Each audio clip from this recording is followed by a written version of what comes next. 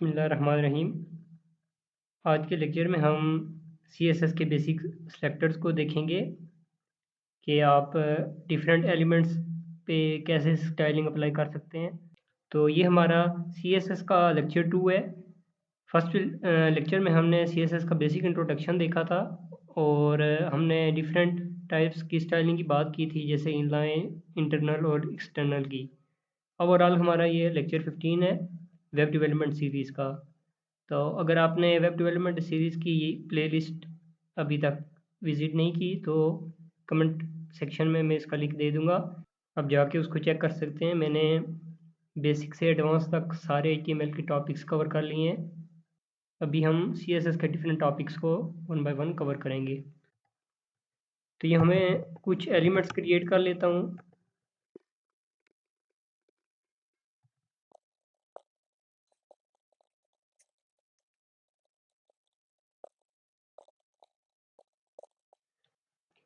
तो ये हमने कुछ अपने एलिमेंट्स क्रिएट कर लिए। अब हम वन बाय वन CSS में सेलेक्टर्स को देखते हैं कि इन एलिमेंट्स को में आप स्टाइलिंग कैसे अप्लाई कर सकते हैं।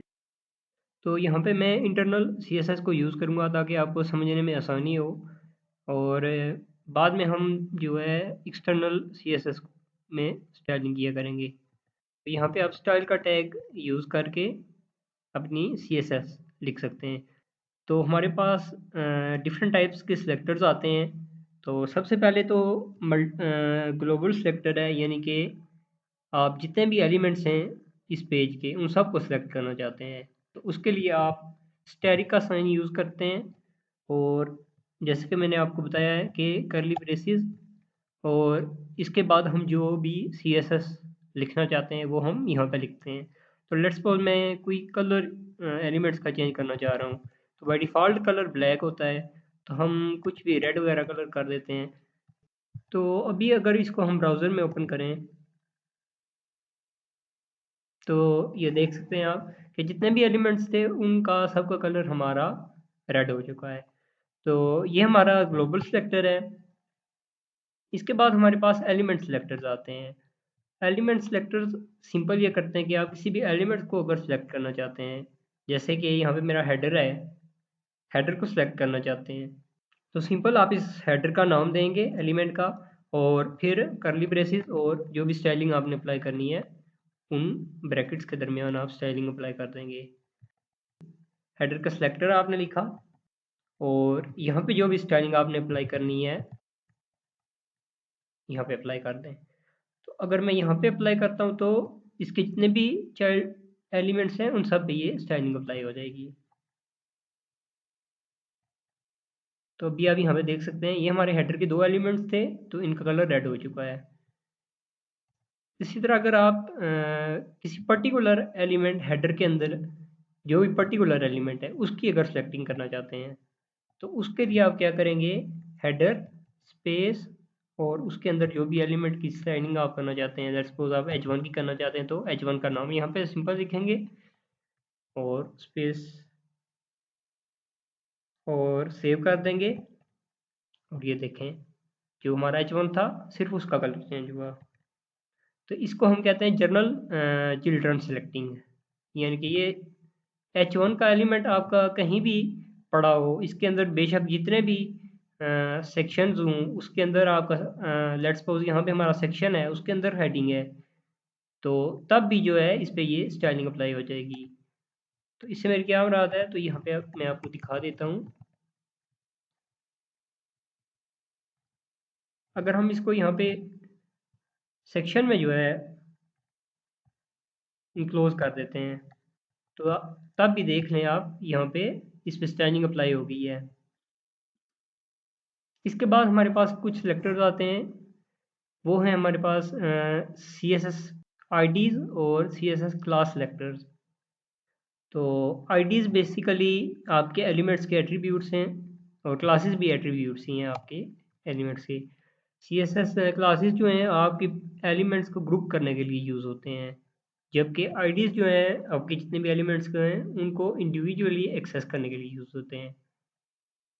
एक वेब पेज के अंदर एलिमेंट्स की आईडी सेम नहीं हो सकती, क्लासेस सेम हो सकती हैं क्योंकि वो हम ग्रुपिंग के लिए यूज़ कर रहे हैं। तो लेट्स सपोज यहाँ पे मैं अगर इसको आईडी देता हूँ, हेड की आईडी अगर मैं इसको दे देता हूँ, तो इसको सेलेक्ट करने का हमारे पास क्या तरीका है? तो इसको सेलेक्ट हम करते हैं हैश का साइन लिख के, और उस आईडी का नेम लिख देते हैं हम यहाँ पे हेड। और यहाँ पे अगर हम कलर करें तो लेट्स को इसको चेंज कर देते हैं, तो अभी ये वो राइट हो जाएगा ये। इसके बाद अगर आप डिफरेंट क्लासेस को जो है स्टाइल करना चाहते हैं एक साथ, तो उसके लिए आपको डिफरेंट एलिमेंट्स को सेम क्लास देनी पड़ेगी। लेट्स सपोज एक आपका सेक्शन ये है और एक सेक्शन ये है आप इसका।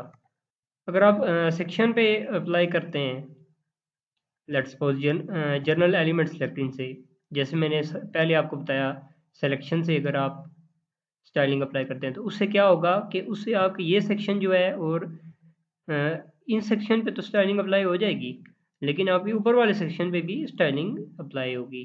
तो इससे बचने के लिए हम ये करते हैं कि इन दोनों को ग्रुप कर देते हैं। तो ग्रुपिंग करने के लिए हम क्लास में इन ग्रुप, अब हम अगर इन दोनों को सिलेक्ट करना चाहते हैं तो तब हम क्या करेंगे? तो तब हम यहाँ पे डॉट और उस क्लास का नेम जिस पे हम स्टाइलिंग अप्लाई करना चाहते हैं।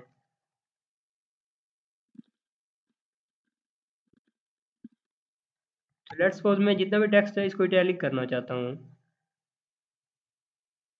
तो ये देख लें हमारे पास सेक्शन ऊपर भी था, लेकिन उस पे स्टाइलिंग अप्लाई नहीं हुई क्योंकि हमने सिर्फ क्लासेस पे अपनी स्टाइलिंग अप्लाई की है।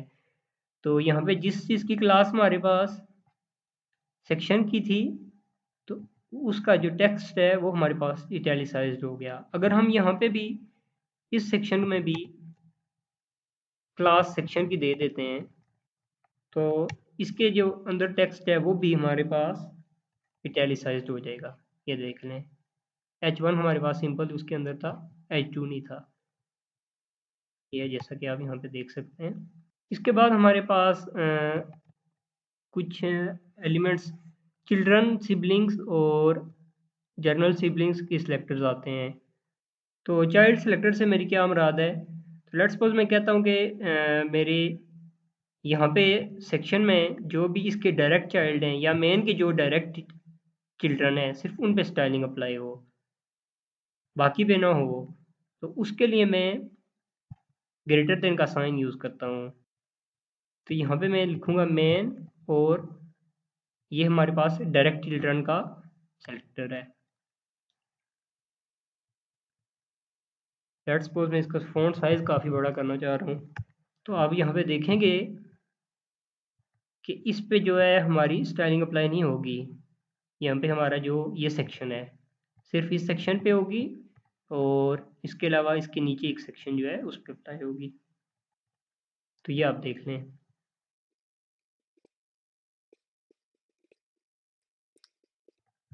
ये इसलिए कैपिटल है क्योंकि ये हमारे पास हेड का H1 के टैग में था, और बोल्ड इसलिए है।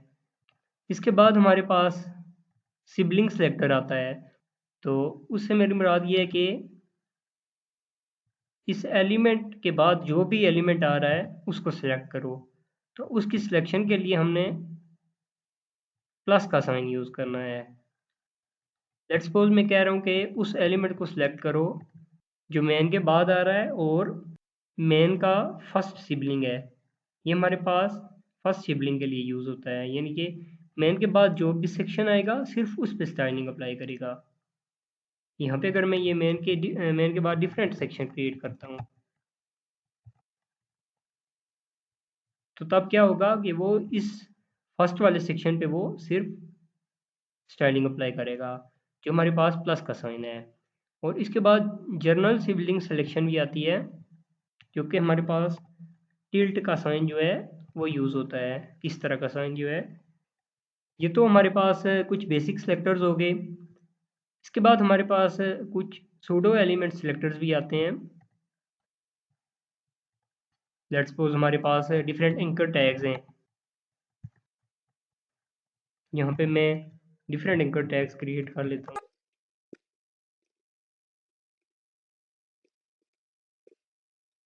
तो कुछ के मैं कहता हूँ कि हमारे पास ओपनिंग जो है वो किसी और फ्रेम में हो रही है और कुछ की ओपनिंग किसी और फ्रेम में हो रही है, तो उन पे डिफरेंट डिफरेंट जो है हम स्टाइलिंग अप्लाई करना चाह रहे हैं।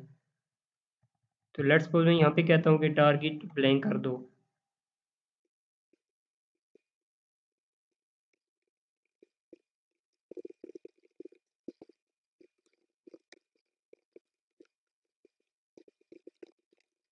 और ये मेरे पास कुछ सेल्फ के दो मैंने सेल्फ के क्रिएट कर लिए और कुछ मैंने ब्लैंक के क्रिएट कर लिए। अब मैं ये चाहता हूँ कि मैं इनको एट्रीब्यूट वाइज जो है स्टाइलिंग अप्लाई करूँ।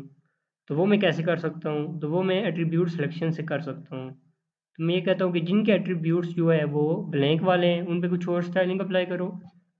तो उसके लिए मैं ये करूँगा ए, इसके बाद यहाँ पे मैं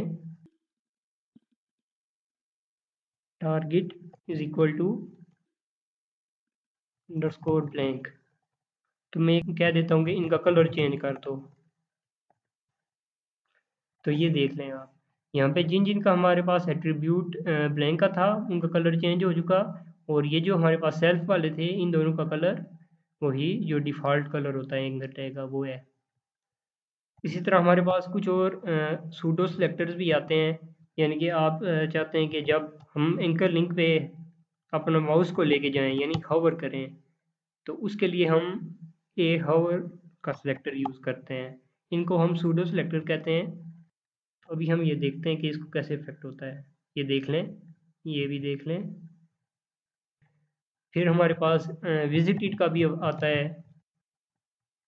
तो यही बेसिकली ये करता है कि आपका जो भी लिंक ओपन हो चुका है उसका कलर चेंज कर देता है। उसका कलर आपने कौन सा रखना है तो वो हम यहाँ पे इसमें यूज़ करते हैं ए विजिट में। हम ये कहते हैं कि हमारे पास जो भी एंकर टैग का में जो लिंक था वो विजिट हो चुका है, तो उसका एंकर टैग का जो टेक्स्ट है उसका कलर ब्लैक कर दो। तो ये इस तरह हमारे पास के डिफरेंट सूडो एलिमेंट सेलेक्टर्स हैं। इसके बाद कुछ और सेलेक्टर्स भी हमारे पास आते हैं, जिसमें nth चाइल्ड सेलेक्टर हमारे पास आता है। तो बेसिकली वो ये करता है कि किसी भी पर्टिकुलर चिल्ड्रन को आप उसके नंबर के हिसाब से सिलेक्ट कर सकते हैं। तो यहाँ पे अगर मैं चाहता हूँ कि मैं किसी इस पर्टिकुलर एंकर टैग को सिलेक्ट करूँ, सिर्फ इसी को, तो उसके लिए मैं ये यूज़ करूँगा nth चाइल्ड का सेलेक्टर। तो मैं ये कहता हूँ कि सेक्शन जनरल और इसके बाद हमारा एंकर का टैग, यहाँ पे मैं nth चाइल्ड यूज़ करके, अब इसकी नंबरिंग कितनी है 1 2 3 4। तो ये देख लें आपके फोर्थ चिल्ड्रन जो था सिर्फ उसका कलर जो है वो ऑरेंज हुआ है। इसी तरह आप यहाँ पे कुछ भी लिख सकते हैं, यानी कि इवन भी लिख सकते हैं। तो ये बेसिकली ये करेगा कि आपके जितने भी इवन एलिमेंट्स एंकर टैग्स हैं उनको सेलेक्ट करेगा, यानी कि 2 4 6। तो ये देख लें 2 और 4, अगर हम इसको ऑड पे चेंज करते हैं तो ये क्या करेगा, ये जितने भी ऑड्स हैं उनको सेलेक्ट कर लेगा। ये देख सकते हैं आप। तो ये थे हमारे पास डिफरेंट टाइप्स के सिलेक्टर्स। होप्स हो कि आपको आज की वीडियो पसंद आई होगी। अगर आपकी कोई भी क्यूरी हो तो आप कमेंट सेक्शन में पूछ सकते हैं। तो मिलते हैं नेक्स्ट वीडियो में, तब तक के लिए अल्लाह हाफिज़।